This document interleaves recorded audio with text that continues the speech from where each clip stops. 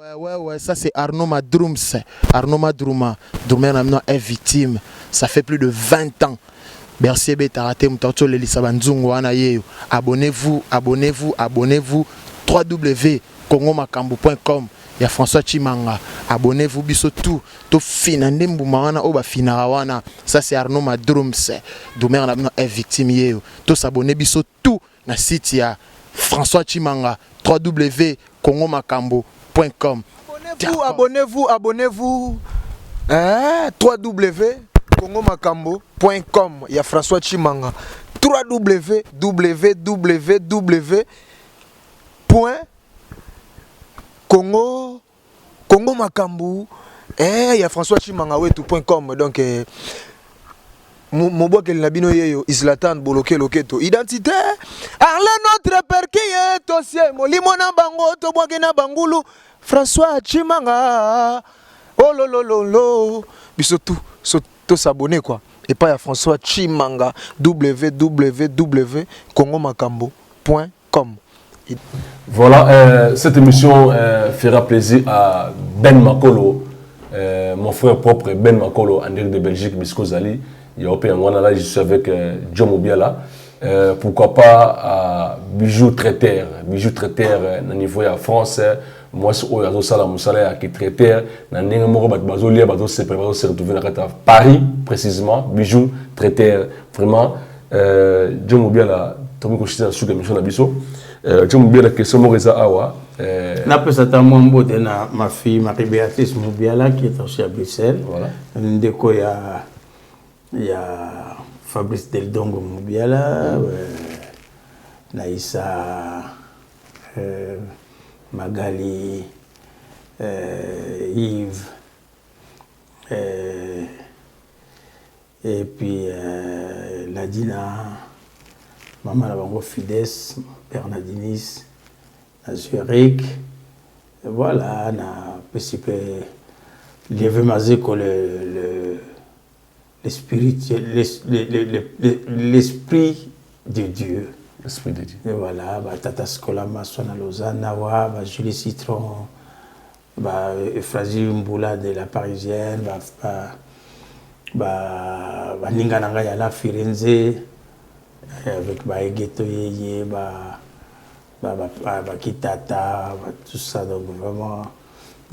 C'est vraiment, c'était une enfance vraiment bien vécue quoi. Donc comme je dis toujours que dans les Kambutu basali malamu basali yango bien chance loko pamba comment peut belé mon ba koti na kati voilà. Merci beaucoup John Mobiala et donc de presque dans souka ya kochiter vers émission na biso. John Mobiala toujours na kati ya Viva la Musica. Il y avait bateau ba soutenir Viva la Musica. Bazala pe ba leka pe belé la bandenge na ndenge. Kaza na ndeko na biso moko na kombo ya Lobobo. Ndeko wana zangi pe montane ko soutenir musique ya Pawemba. Kasi lelo ye akomi kolbake bato tout balanda ba Papa Wemba ba vino bango beba ti lelo batikala sa misala basi benga wana mandaku bakambe belé est-ce que yo loko wutu na monde wana est-ce que ozana explication oyo kopesa bato ba comprendre est-ce que c'est vraiment on de comme ça zoloba c'est du vrai ou bien yo mutu na kombo sala na musique sala na bango c'est à toi maintenant d'éclaircir aussi les gens pour comprendre que il y a un désert bien ou bien il y a le bien mabé. Ngai na lobaka toujours que je vécu avec Papa Wemba. Na un moment moko ya jeunesse na ye, il avait 30 ans, hein, 30 et quelques. Même je dis même 20 ans, vingtaine, déjà 77, 77 de Malobagana. Bayoka lokole 76 biloko ndengwana donc na yebakene vingtaine d'années et puis tant comme Papa Wemba intronisé avec comme chef coutumier un village Molokai avec la cérémonie avec 600 Yazaza sacrément sacré les notables que je salue nono nani Vinono Bondoy, Yaringo de Molokai, musu bakenda litring vieux litring tout donc nani comment est-ce qu'il appelle nani oncle Maneno le siki Maneno papa on baka na vendre donc on vendait trop toujours sur la vie donc place on a comme on a confié nga biloko ebele je l'écoutais attentivement vraiment religieusement il me dit Moni Joe petit ebele nazo comprendre bangote yo naza papa Wemba c'est mon nom de scène. J'aime bien cette génération, mais naza papa na bangote les bat bakantaka que naza papa na bango. Je me limite là où je peux me limiter.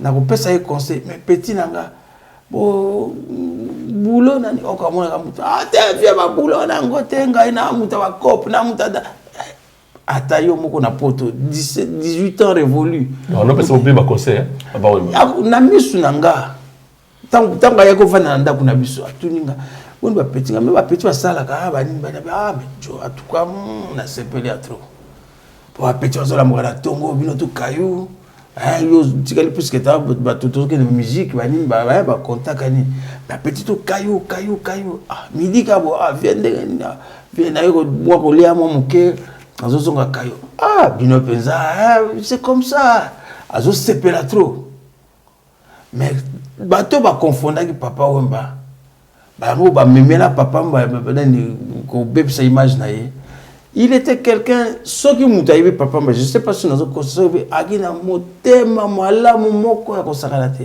mais force ya moi ba mon azi yanke te vieux beaucoup aginde ko se protéger contre ba agresseur me suppose chose na notoriété obona mutso yele la yanke pour agresser yo kaka pour demander pas aux oppositions vous comprendre que so la la façon on a penga pena la ça mais na ye ala ki na motema na mona batu na studio ba ko ki même na concert na za bien di banga on a vu pas lancer yo mais yo zo batengambo yo zo même ya ibi bien que ngai obonelinga trop moyen ça les até na personne olingi di banga bona personne di banga ngosiko koka yango mona bato belé les leso bazo kokate ba boulot ni po ba go fuka malem su ala la penda donc ala la tena ndako ni même ata moi sina sola ne soute akaka benga ka papa vieux za wapi donc vie na ye mobimbe comme conditionné mais vieux des fois mais petit on azo benga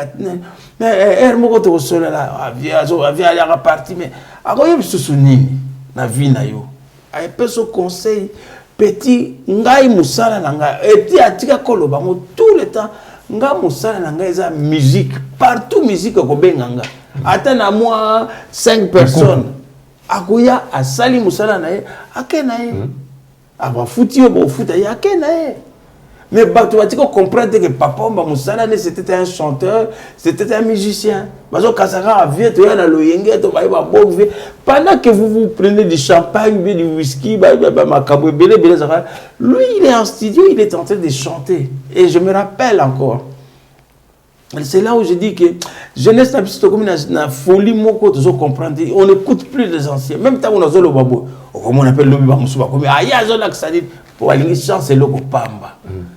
Moi, papa m'a terminé, je ne regrette rien aux Oyokawana. Na studio.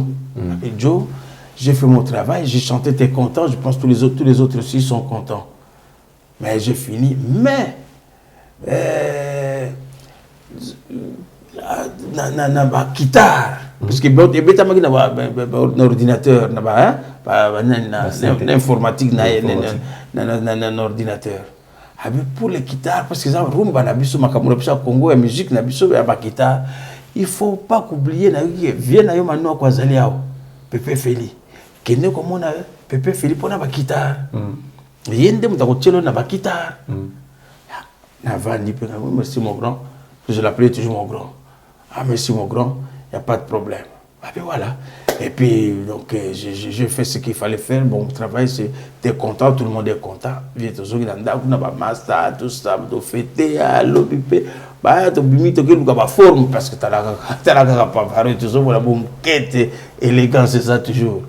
Viens, tu as et si, il avait confiance en moi. Et puis, Naza na retard ya musique ya chant, mais je peux travailler. Et c'est là où il y a Zongsinga na première école là que c'est Manouakou, le maestro Pepe Feli, mutaba bandaki na ba premier solfège do ré mi fa Zongsinga kuna pona travailler yango. Na travailler yango petit, na travailler na zaki libre pe na continue na loyenge. Parce qu'il y a des fautes, il y a des dans le monde de la musique, il y a des donc au salarié rien, mais il y a carrière, il y a évolué. Et j'ai pris mon temps, je prends le temps qu'il faut, je ne suis pas pressé. Et le temps peut de sagesse peut continuer. Et là, non, il faut que je revienne un peu dans la première amour qui est aussi la musique, après avoir fait de la politique, bien évidemment, en Suisse. Pepe Feli, le maestro, je suis prêt à remettre la musique, à sentir qu'il y avait un appel. Il y a beaucoup, là, ça fait vieux avant, il y avait Pepe Feli. À sentir, même, la musique, il était aussi un grand frère. Le vieux Pepe Feli, le maestro que je dis toujours que je témoigne, il a aussi un respect. Il est ancien, mais il a toujours un respect pour la vie. Et je copié exemple que même si grandeur il y a mais il a toujours gardé ce côté, il y a respect, il y a ce que je voudrais bien rendre attentif. Je peux avoir un langage un peu, voilà, un peu un taquineur comme ça, c'est comme tous les artistes, mais ça c'est pas dans mon cœur. Naza n'a pas je n'ai pas ce pouvoir. Il y a seul Dieu qui a ce pouvoir. Mais on a aussi des fois, de temps en temps, cette vérité qui dérange, qui blesse.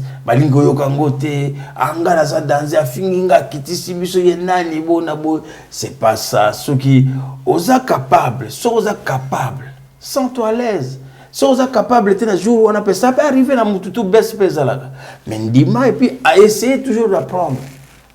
Essayez toujours d'apprendre. Je vous conseille aussi, même dans le métier, il y a journalistes, beaucoup de la facilité.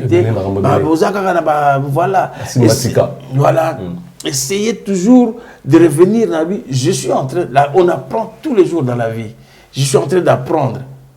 Même les lunettes, on a la déjà à Gucci, mais Christian Teranga, merde, on a toujours mes mangas, Voilà. Merci beaucoup.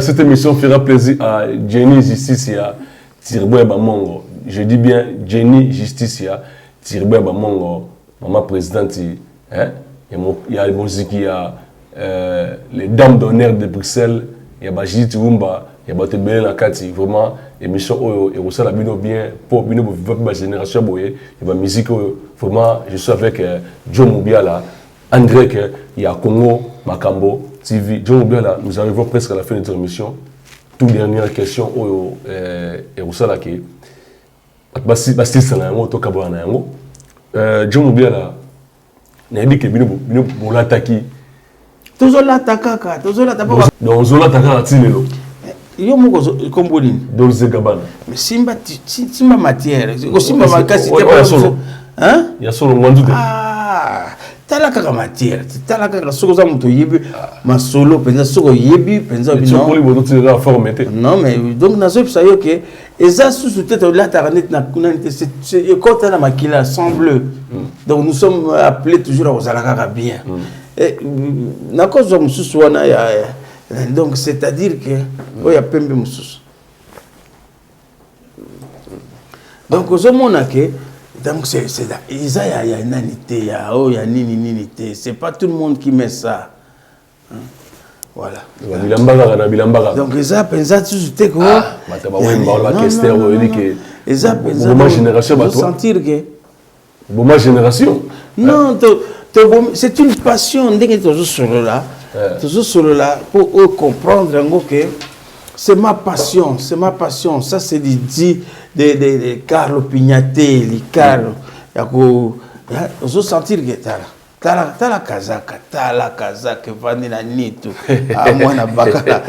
mwana bakala ya kima Joe Biala ouais kima yankaka ça c'est du Carlo mais vanda bilamba ko banda kopekala vanda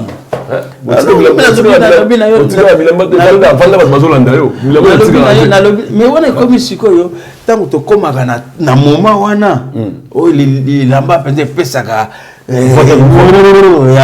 débarquement. Non, je débarque là, je me présente là. Je suis tout en costume sur mesure. Donc, on appelle ça, c'est du dili. Ça, toujours, on a que costume, ça, c'est. On a donc bloqué Zali, on a que. Carlo Pignatelli, le moins cher, il y a Carlo Pignatelli, Ezali, le moins cher, Ezali, la Suisse, hein? Le moins cher, 1400 francs suisses, le moins cher. Et ce qui est côté là, et là je suis encore en combien d'euros? 1400, donc c'est au cœur de prix. Et puis sur le tel d'un côté là, Brioni. So continue à magasin Brioni. Les monsieur Robima donc attends la société. Donc ils avaient une sac avec quoi. Donc c'est-à-dire que je représente valablement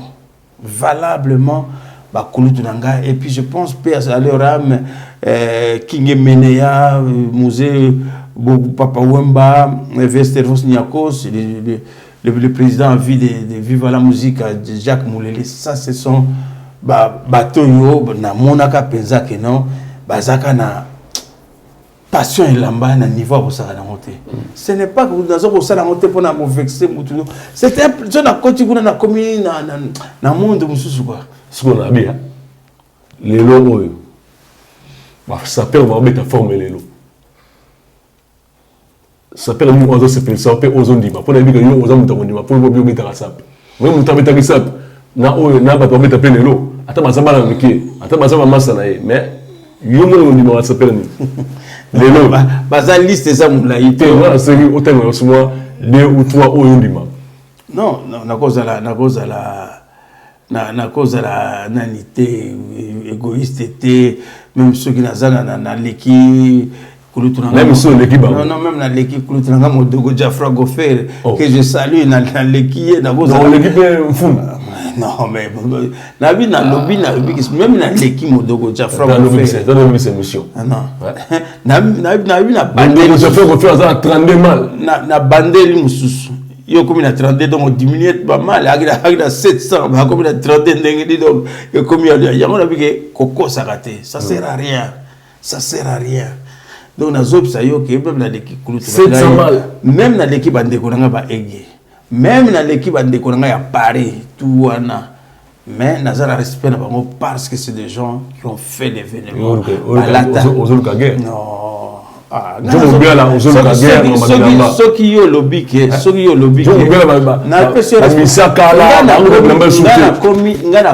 niveau, il y a forme, ceux qui doivent affronter le président Sassou Nguesso. Il y a Brazzaville. Le seul en Afrique, les camarades du président, beaucoup de respect, mais je pense que Yende, ce que nous avons organisé, non, j'ai beaucoup de respect pour ces jeunes hommes. Les restes là, les Zadango, voilà, je dis, dans l'obité, comme la Taramabé, mais comme un peu. La Suisse, non, nous sommes en Suisse, ça s'appelle on dit Marabate. En France, on dit Marabazate. En Allemagne, en Hollande, en Belgique. Nazo sepela, même na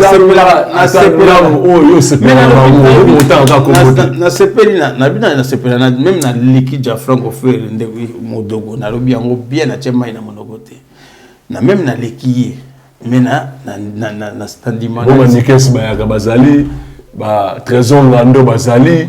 Mais Kanta Yalala, Martes Masinda, Zemia Bilamba, Zebele, Maradona. Mokileko suka na bisote, mokileko na repesa bango. Japonais Kito. Na repesa bango conseil. Na repesa bango conseil, c'est vrai que bazana nzela bien ya kolata bilamba, mais batika ba chinois parce que balata penza na ndenge ke ya ba chine te ya ba OK penza na magasin na besoin de filmer ngo ozala honnête yo moko elamba la King Press de Lausanne bazali ozala honnête okende ko filmer te po ba mona ki osala ki yone za ba nani lata penza que tous les jours ba mona ka yona ba costume o ya solo voilà ba costume o ya solo je dis l'homme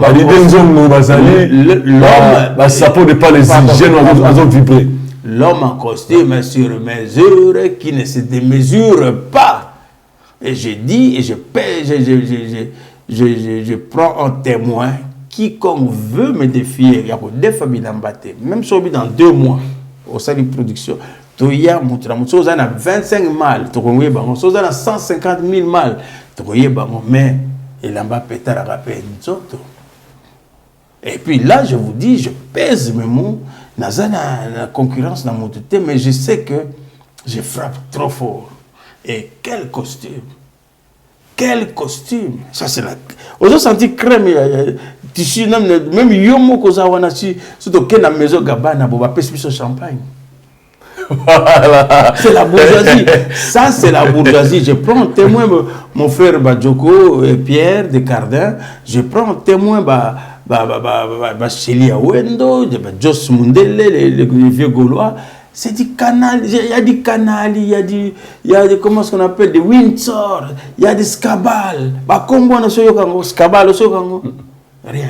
Parce que il y a Windsor. Bah, griffe, monsieur, et René a table de Bozala, mais bah, griffe, monsieur, Zoréni. Non, mais donc ça, c'est juste, je suis déjà dans la, maintenant, je suis dans la noblesse. Dans la noblesse, donc, dans Soukaya art. Il y a Bilamba, et je dis, moi, je peux encore aujourd'hui, on a vu sur la défaite vraiment avec le président Denis Sassou Nguesso. Les restes, non. Voilà, merci beaucoup, John Mobiala. Nous arrivons vraiment à la fin de notre émission. Et surtout encore, je suis avec le maestro Pepe Feli, les grands slameurs de tous les temps, le premier slameur congolais. Et puis, là, ça fait encore fort, c'est 10 kilos. Voilà, merci beaucoup. Comme nous avons vraiment émission Nabiso, émission Mandagi Kitoko, Pesilipe Kitoko. Vraiment, John Mobiala, il a dit que il y a une arme lourde, il y a une forme, il y a bilamba. Oyo, ce que vous savez, le lot que tu es un biloko, tu lances des défis, hasard, vraiment prêt, et vous savez, biloko, au milieu de la route, et puis le biloko est allé que sur le côté de magasin, vraiment, tu mets au champagne. Merci beaucoup. Tu as une émission Nabiso, John Mobiala. Tu as des dédicaces à donner à Batou Sipodarama, Lingacayo, à Moussala Osala. Oh, Lazara, Batou Belé, n'a pas dédicacé, vraiment. Boli Bissanga, on a autant à comboter. La pesi bambote surtout na maman na biso ya Suisse au bazar pesa bazo sala ke basolo ya John Mobiala ezala vraiment na kati ya actualité. Je vais voir ma petite sœur baza ebele ba kombo na mino kimi bandenge ni je vois na kati ya Genève ya Carole Barapila ya Sisi manani susu oba vandi sap na masolo oba vandi sap na masolo que non baza des personnalités il faut ça sur là tu bien faut la personnalité ko yengo bibiche il façon de quoi trésor il façon baza petite sœur baza belea wa baza osala nani mère ndula moi si Yatsuka donc je mona que je pense à penser elengi na kati ya monde art. Donc vraiment j'aimerais bien que bateau baza na lignée ya Pavarotti gang ou babenga Kawakubo gang. Donc faut personnalité olati ko dendara neti ne de pingouin te. Faut appeler donc personnalité. Donc et le wana t'as pas besoin de dire que je suis là, on t'a déjà vu et puis voilà. Comme le fait d'ailleurs aussi bien que depuis la nuit des temps, monsieur le maire, le patron de Lausanne, Christian José Talangaï. Donc voilà, donc naïbité, baza jeune belé, baza na nania ou na katia ya mboka oyo et ba Fiston Malula ba maître Raf Botela ba liquidata na Genève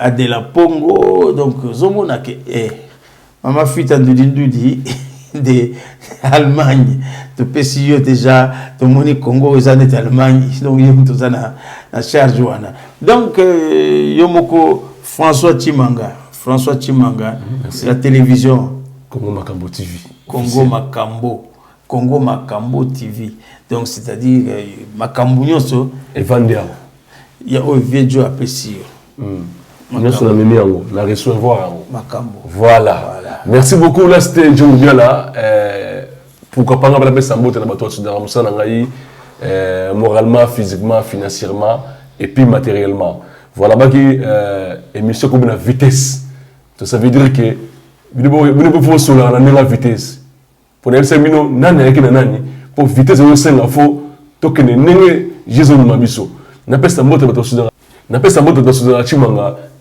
vraiment on va la déplacer là qui n'est partout pour te tamboula partout pour être tout ce samino vraiment na bandar beske bozali na pesa les bosso moto na mon frère le maire de la ville ya Lausanne comme on a Christian Talangai José Yemutu vraiment ayambingai kitoko ba hôtel kitoko kolala kitoko José le maire Christian Talangai na niveau ya Lausanne et puis na PC sous mbote na Djibril Mpaka l'expertise bana lola coiffeur oyo avant ici ba jeune tout na coiffure na kata Bruxelles Djibril Mpaka l'expertise bana lola ya ngona pourquoi pas à Pajou Simba TTC toute tendance confondue hein il y a opé ngona pourquoi pas na Ben Makolo grand frère propre en direct de la Belgique Naninov il y a opé ngona Biskozali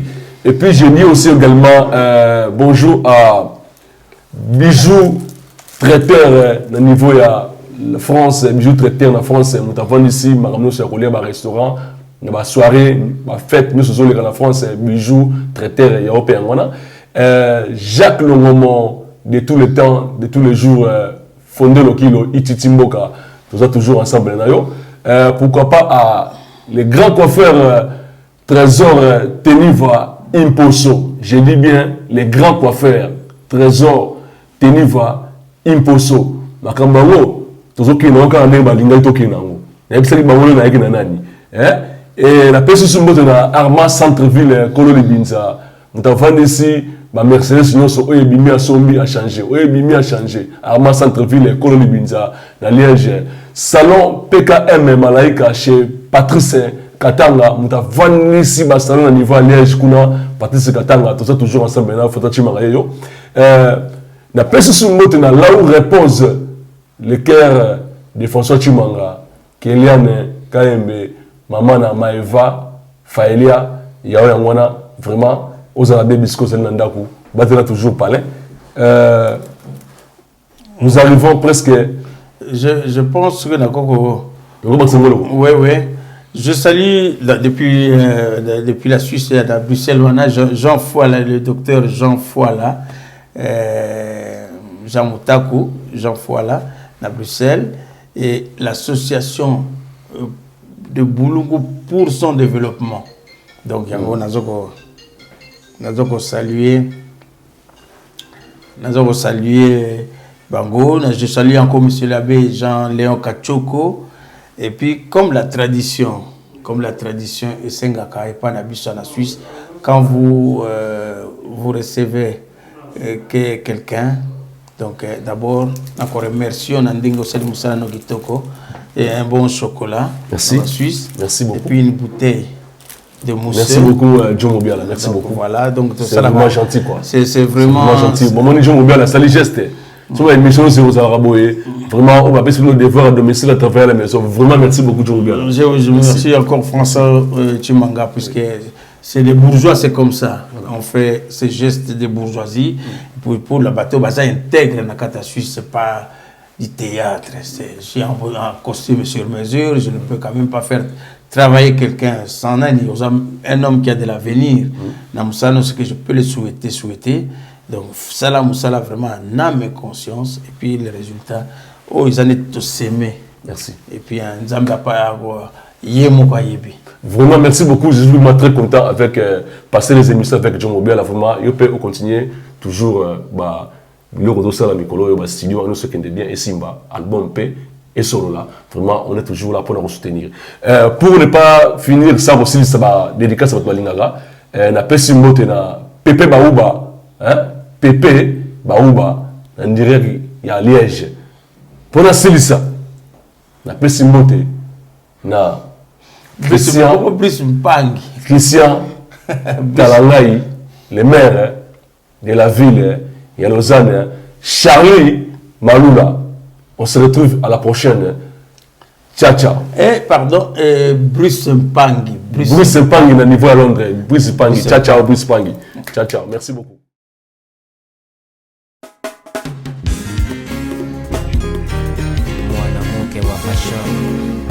Emmène-moi au sud de nulle part où il n'existait que les sons. J'irai sauter. Tous les labosco sakata double gosse. Kolingate, voici même la yo sangwa mabe. Pardon.